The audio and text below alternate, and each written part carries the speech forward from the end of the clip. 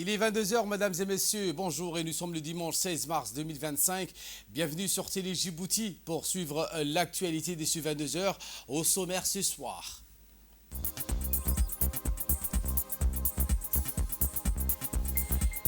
Eh bien, des images où l'on découvre une séance de partage des repas de rupture de jeunes dans les décombres du Gaza organisé grâce à la contribution de la République de Djibouti. Également, dans l'actualité des 22 heures, au moins 33 morts et dans des violentes tempêtes et tornades aux États-Unis, dans de nombreux États.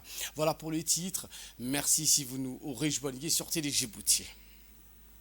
Je vous le disais en titre, ce jeudi dernier, sur des images, on découvre une séance de partage de repas, de rupture de jeunes dans les décombres de la ville de Gaza, et ce grâce donc à la contribution de la République de Djibouti. Les détails dans ce reportage.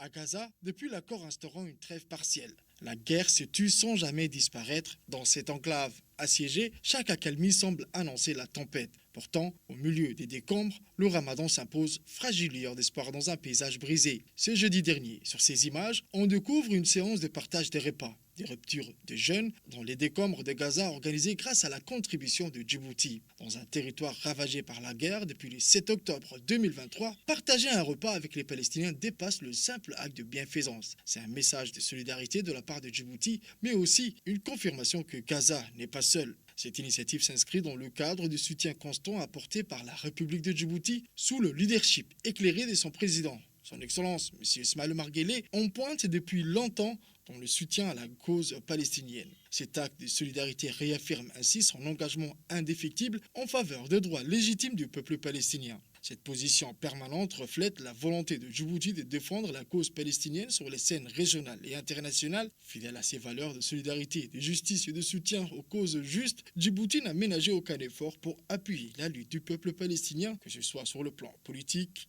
ou diplomatique. Il convient de souligner que le président de la République, El-Hadj Ismaël Omar Guelleh, lors de sa participation au sommet arabe extraordinaire au Caire, a réaffirmé le rejet catégorique de notre pays de tout déplacement forcé des Palestiniens de leurs terres, ainsi que son engagement indéfectible en faveur de leurs droits légitimes à établir leur État indépendant.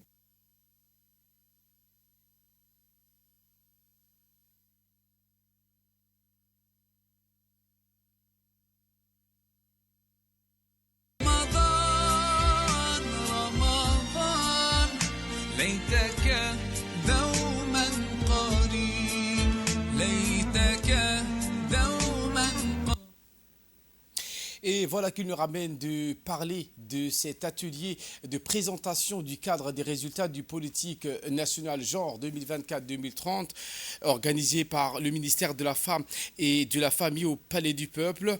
Une cérémonie, un atelier qui a été mis sous la houlette de la secrétaire générale du ministère de la Femme et de la Famille, Madame Anissa Hassan Bahdon. Était également présent la secrétaire générale adjointe de l'UNFD, l'Union nationale des femmes djiboutiennes, Mme Roukaya Youssouf Ali, et la représentante chargée des programmes du FUNIAP. Un atelier qui a réuni les points focaux, genre des différents ministères concernés, mais également des experts en égalité de genre, des partenaires techniques et financiers de la société civile. La politique nationale genre 2024-2030 s'inscrit dans un contexte de développement durable et qui ambitionne de créer un environnement propice à l'égalité des sexes à travers une approche inclusive et participative en impliquant l'ensemble des parties prenantes. C'est ce qu'a indiqué la chargée du programme du FUNIAP. Voici ses propos. C'est réellement un honneur pour UNFPA de venir concrétiser finalement cette mise en œuvre ce lancement de la mise en œuvre de la politique nationale genre, la deuxième génération de cette politique qui avait été lancée en 2011. Et la mise en œuvre de cette politique s'inscrit également de manière stratégique avec le dernier quinquennat des objectifs de développement durable, mais également avec la mise en œuvre du nouveau plan, du nouveau cadre de développement de l'appui au développement du système des Nations Unies. Donc l'appui de UNFPA a toujours été incontournable auprès du ministère de la Femme. Et la question de l'égalité du genre, bien sûr, se concrétise également à travers des questions essentielles telles que la lutte contre les violences basées sur le genre, la lutte contre les mutilations génitales féminines, qui font partie des priorités, des axes prioritaires de cette politique nationale genre. Et pour sa part, la secrétaire générale du ministère de la Femme et de la Famille, Mme Anissa Hassan Bahdoun, a précisé dans ses propos que son département ministériel réaffirme son engagement à renforcer la coopération entre les différents acteurs et à mettre en place des actions concrètes pour garantir l'égalité du genre à tous les niveaux de la société. Écoute.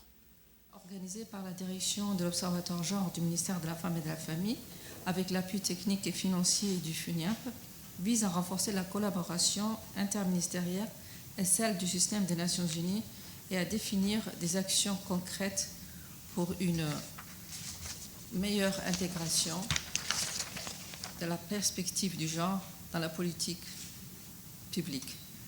Cette réunion qui a pour objectif de présenter le cadre des résultats de la politique nationale genre 2024-2030, de renforcer les réseaux des points focaux genre et favoriser les échanges de bonnes pratiques et identifier les synergies possibles entre les différents ministères et à définir les actions conjointes. Mesdames et messieurs, les inégalités entre les hommes et les femmes et les jeunes filles dans le processus du développement socio-économique et notamment la valorisation du rôle actif de la femme ont fait l'objet de beaucoup de considérations et d'efforts de la part des autorités publiques de la République de Djibouti, aidées en cela par une société civile entreprenante où l'Union nationale des femmes tunisiennes, l'UNFD, a souvent joué un rôle majeur et appuyé par les partenaires de la coopération bilatérale et multilatérale. Un ensemble de réformes émancipatrices pour les Djiboutiennes leur ont notamment permis d'accéder à l'instruction, au travail et aux services sociaux essentiels, d'entamer la maîtrise de leur fécondité et d'assumer des responsabilités publiques, administratives, électives, où elles réussissent autant que les hommes. 10 ans après l'adoption de la politique nationale genre 2011-2021, le gouvernement a pris la décision de faire le bilan de cette politique en termes de transformation sociale et de mettre en place une nouvelle politique nationale genre 2024-2030. L'actualité de ce 22h, c'est aussi cette finale du concours national d'éloquence Horatio 2025. Eh bien, elle s'est tenue dans la matinée d'hier à Salam Center, organisé par le ministère de la Jeunesse et de la Culture. Un événement qui a mis en lumière le talent, la créativité et la puissance des verbes chez les jeunes générations. Tout au long des épreuves, les participants ont démontré une éloquence remarquable abordant des thématiques aussi diverses que le changement climatique, les mutilations génitales féminines, les MGF, la diversité culturelle, la liberté d'expression ou encore l'importance du dialogue dans des sociétés en perpétuelle mutation. Les 4 finalistes, après avoir surmonté plusieurs étapes éliminatoires, ont livré des discours aussi percutants que convaincants face à un jury composé d'experts en rhétorique, des personnalités du monde de la presse, des avocats. Chaque candidat a dû défendre sa position avec finesse et conviction. La thématique de la finale, l'égalité des sexes, progrès réel ou façade médiatique, a vu des débats passionnés et intelligemment menés. Les finalistes ont dû convaincre le jury et l'audience que les avancées en matière d'égalité entre les sexes sont bien réel. Eh bien, le jeune Boulalé, qui a remporté ce premier prix, nous livre ses premières impressions. De se battre de manière impressionnante de nombreuses personnes, de nombreux individus, tous plus talentueux les uns que les autres. J'ai vu certains qui mériteraient même d'être à ma place aujourd'hui. C'est avec un grand honneur et un grand respect que je salue ces personnes, que je les mentionne même. Ils se sont vaillamment battus et je ne les oublierai pas. Ce concours, ça a été une expérience pour moi, une manière de montrer que j'ai du talent, que j'ai de l'éloquence. Cela a révélé quelque chose et je remercie profondément le ministère ainsi que la ministre. Je tiens à remercier toute l'organisation du ministère et surtout la ministre de la Jeunesse et de la Culture de nous avoir organisé un tel concours pour qu'on se libère, pour qu'on s'exprime, pour faire ressortir notre talent face au public. Donc j'ai obtenu la 2e place et c'est avec un immense plaisir que je félicite aussi le premier qui était mon adversaire, M. Boulalé. Donc félicitations et merci à toutes. Et pour sa part, le président du jury, Dr Opsi Ali Jama, a salué donc la qualité des performances des concurrents. Il a également donc félicité le ministère de la Jeunesse et de la Culture du succès de cette 3e édition. Il a réaffirmé donc son engagement en tant que jury. Voici ses propos. C'est un plaisir d'avoir tout au long de ce concours participé à la sélection et à la notation de nos jeunes candidats. Et aujourd'hui, nous arrivons à terme de ce concours. Et je voulais bien sûr saluer les différents candidats c'était pas facile de parler en public, de débattre. Et aujourd'hui, de débattre aussi devant leurs proches, devant leurs parents qui sont là. Nous avons apprécié le fair play, le dévouement et effectivement, il y avait dans ce concours aucune animosité, aucune méchanceté, le fair play, l'amitié, le courage qui a été fait tout au long de ce concours. Alors, pour le premier match, la 3e place, nous avons des critères de notation depuis tout au long du concours. Ce concours on a prévu, les notations ne se font pas comme ça. Il y a tout un critère de sélection qui a été établi, un règlement intérieur qui a été fait en termes de discipline, en termes de sanctions, en termes de notation. Donc les candidats sont évalués sur plusieurs critères, leur débat oratoire, en premier lieu leur gestuelle, leur force de persuasion, leur argumentaire, et c'est le 5e critère qui est la détermination du public, notamment la voix qui est un critère extrêmement important. Le débat, je vous assure, entre jury, ça n'a pas été facile. Nous avons pris beaucoup de temps, beaucoup de réflexion pour ne pas décourager, pour ne pas froisser aussi, parce que c'est vrai, il y a un jury qui note, mais aussi il y a un public aussi qui apprécie. Donc, il faut qu'il y ait une certaine concordance par rapport au ressenti du public et les évaluations du jury. Et pour la directrice de l'insertion sociale au ministère de la Jeunesse et de la Culture, cette dernière a précisé que l'organisation d'un tel concours, en l'occurrence le concours national d'éloquence, met en lumière le talent, la créativité des jeunes Djiboutiens. Écoutons. Je ne serai pas lente, juste quelques mots, un peu pour retracer l'histoire et les étapes de ce concours. Je voudrais d'abord dire que merci aux participants et aux invités qui sont là aujourd'hui. Aujourd'hui, c'est la grande finale du concours national d'éloquence, dont les inscriptions ont débuté il y a presque un an, avec 120 jeunes inscrits. Lors de la présélection, il y a eu 80 qui ont été retenus. Donc, parmi les 80 jeunes, maintenant, aujourd'hui, nous accueillons les 4 finalistes. Les 4 finalistes qui ont montré leur talent oratoire.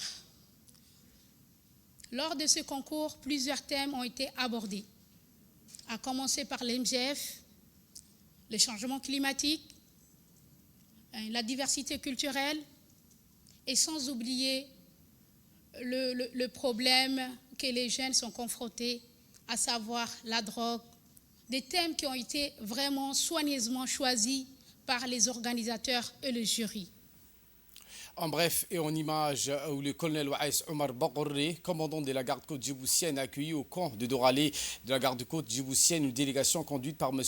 Kestoutis Losinkas, chef de mission ECAP Somalie, en présence du Dania Koza, chef des opérations également au sein de l'ECAP Somalie. Le colonel Baghorri a d'emblée souhaité la bienvenue aux responsables avant de lui faire une brève présentation des différentes missions maritimes et des infrastructures de la garde-côte djiboutienne. Effectivement, pendant cette réunion, les deux responsables ont soulevé plusieurs points dans le volet de la sécurité et la sûreté maritime du golfe d'Aden et celui de Bab el-Mandeb. Ils ont également abordé des mécanismes de coopération en matière de recherche et de sauvetage en mer, soulignant également l'importance d'une coordination efficace pour assurer la protection des vies humaines en mer. Le commandant de la garde-côte et le chef de mission ECAP Somalie ont eu des échanges fructueux et constructifs, faisant état de la très bonne préparation et collaboration. Direction la région d'Arta avec le rythme du jeûne, à l'instar du pays. À Arta, les Artaouis, donc en cette période bénie du Ramadan, vivent sous le rythme donc du jeûne, des prières et de la solidarité, ce dans une ambiance spirituelle et conviviale unique, entre rites religieux et actions caritatives. À Arta, où les fidèles donc vit dans ce rythme. Après le iftar, ces fidèles se dirigent vers les mosquées pour accomplir la prière de Isha, suivie des prières nocturnes, notamment Tarawih, spécial Ramadan à la grande mosquée de la localité de Ouéa. Par exemple, ces prières rassemblent une foule impressionnante dans une ambiance spirituelle et apaisante.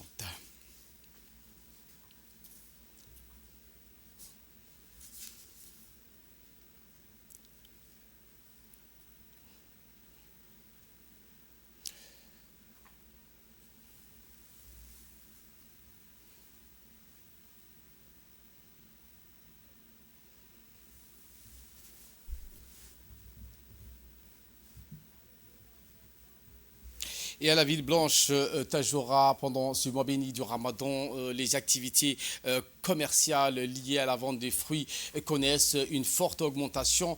Ces marchés qui sont transformés en véritables lieux de rendez-vous pour les Tadjouriens et Tadjouriennes qui cherchent à s'approvisionner en fruits frais et délicieux pour rompre leur jeûne chaque soir.